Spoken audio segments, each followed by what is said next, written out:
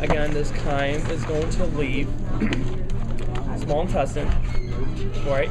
Pyloric sphincter, going to go into the duodenum. Okay.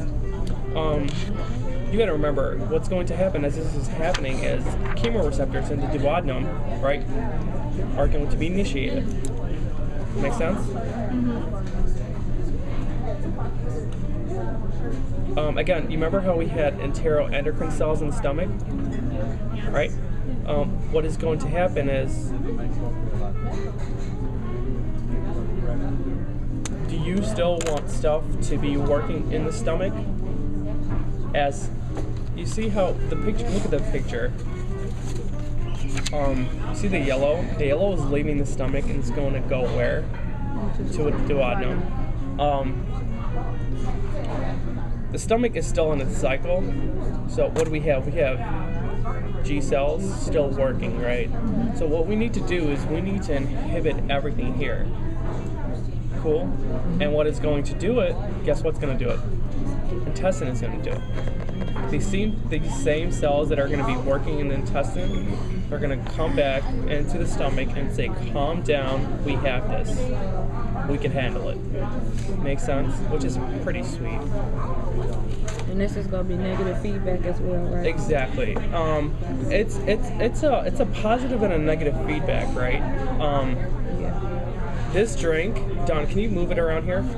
She moves it, right? She's giving it to me. She doesn't want it anymore. I know she doesn't want it anymore, so what do?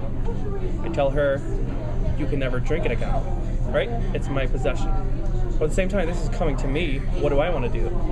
Start to drink it. Start to drink it. I want to activate everything that I have, and I want to disable what she's doing. I have a question. Yeah, go ahead. You know you said somatostatin from D cells, they secrete it, and it's supposed to it gets secreted when the pH is 2 when the stomach is not digesting.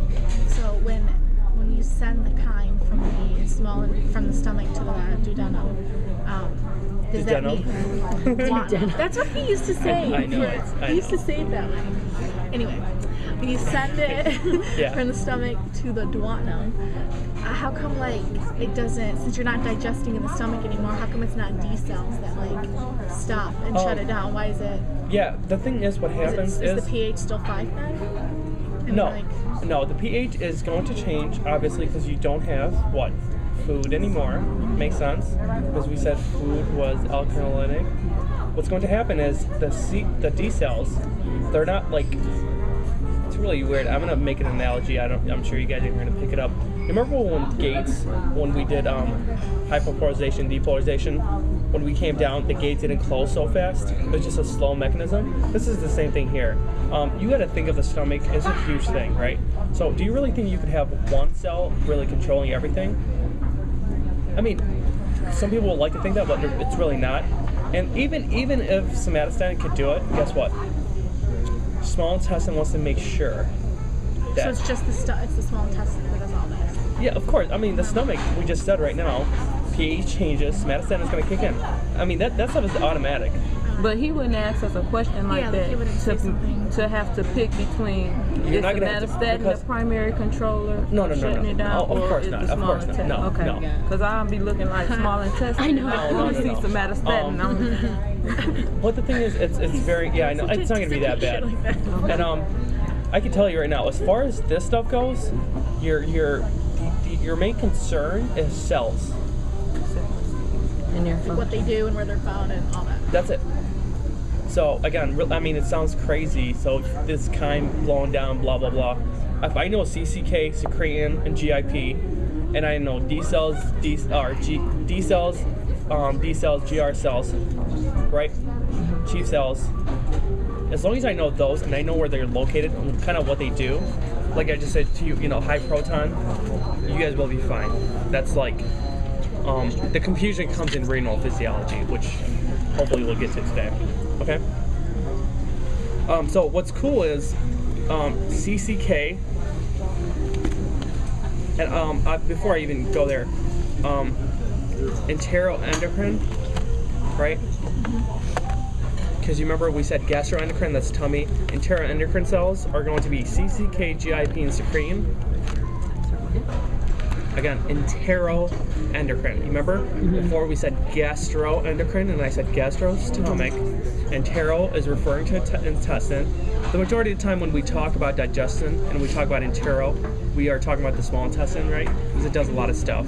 The really only thing you're doing in large intestine is you're storing storing feces. So you have CCK, GIP, and screen, right? What they're going to do is inhibit the stomach, right?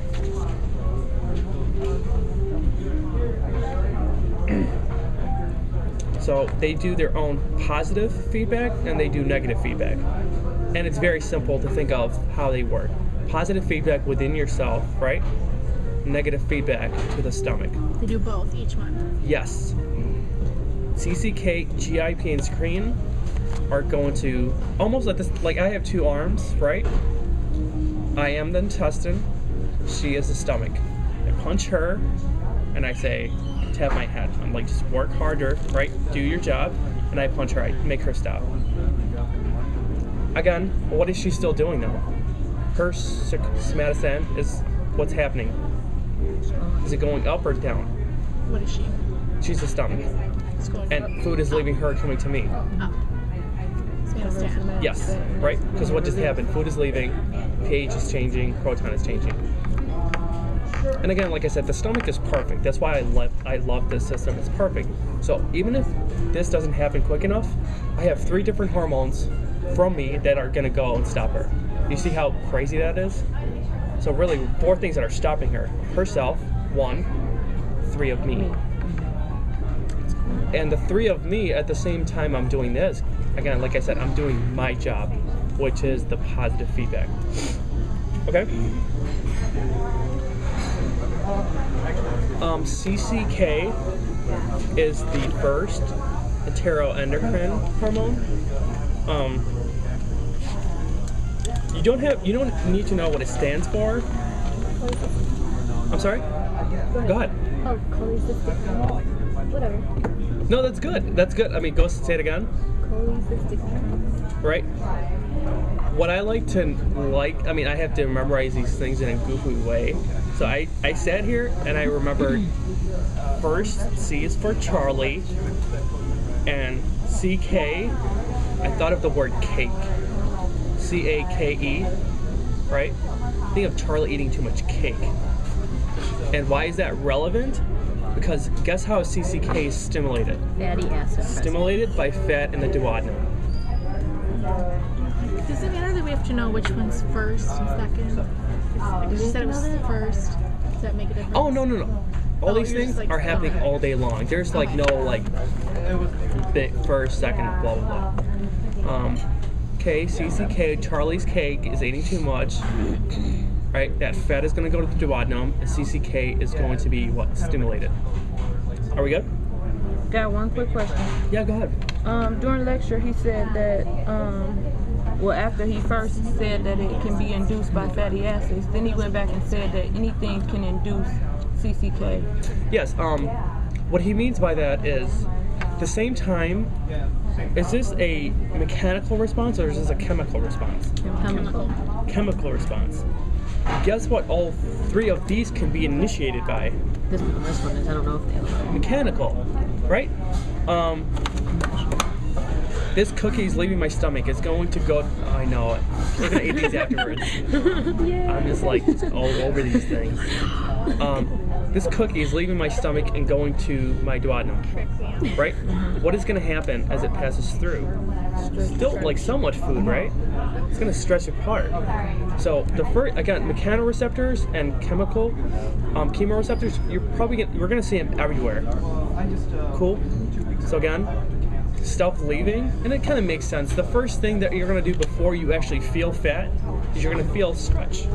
So mechanoreceptors are going to be initiated. Mechanoreceptors, but guess what tells it, hey, 100% this is it? Chemical. Right? That's a great point that you brought it up. I wrote it down.